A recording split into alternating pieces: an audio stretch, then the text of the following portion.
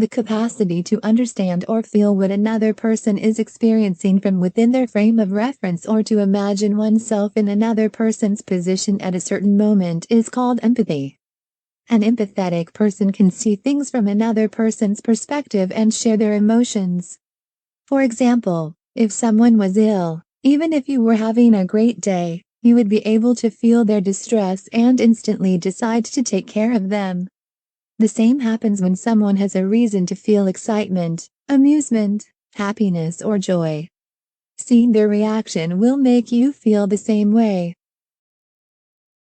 Two components of empathy are broadly recognized: affective and cognitive.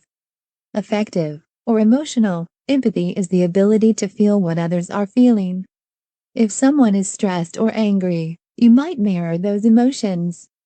If a friend is jovial and upbeat, you might find yourself grinning as their happiness seems contagious. Cognitive empathy is the ability to recognize and understand another person's mental state.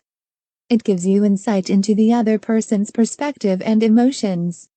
For instance, if you recognize someone is overwhelmed with their duties, you won't ask them for a favor. Keep in mind that empathy and sympathy are not the same. Unlike empathy, sympathy doesn't involve sharing what someone else feels. When we are sympathetic, we care about the person's problem or misfortune and feel sorry for their suffering, but we don't fully feel their pain. When someone experiences a bereavement, for example, if you're sympathetic, you understand why they are grieving and feel sorry for their loss. If you're empathetic, though, you can also feel the grief they're going through. Sympathy is more of a feeling of pity, while empathy is more a feeling of compassion for them. Empathy has an important role to play in our lives. Firstly, it can strengthen our bonds with the people we interact with. As we try to understand others, we also make them feel heard and understood.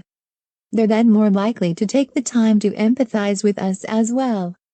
This deepens our relationships and promotes that feeling of connection that all of us desire. Secondly, research has shown that having a strong social support network tends to increase a person's happiness. Therefore, because empathy leads to better relationships, it can be a key component to building a more satisfying life. Empathy is a great source of well-being. It motivates pro-social behavior, inspiring actions that improve the lives of others.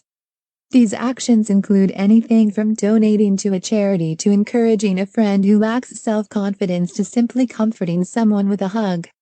Empathy guides decision-making, leading us to the wisest course of action.